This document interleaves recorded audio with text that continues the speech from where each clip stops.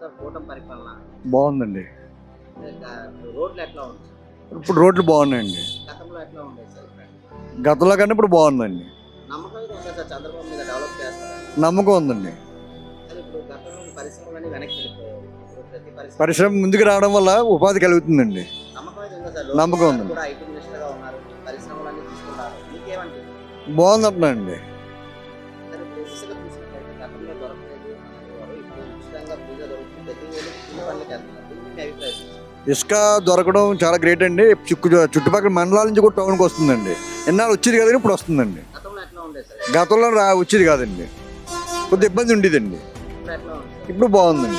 Sir ఇప్పుడు మద్యం విషయంలోకి వస్తే గతంలో మద్యం ఎట్లా ఉండేది, ఇప్పుడు ఎట్లా ఉంది? మధ్య వయసులో గతం కన్నా కొద్దిగా ఇప్పుడు పర్లేదండి. అప్పుడు చాలా ఖర్చు అప్పుడు కలిసి ఉండేది, ఇప్పుడు రీజనబుల్గా ఉందండి.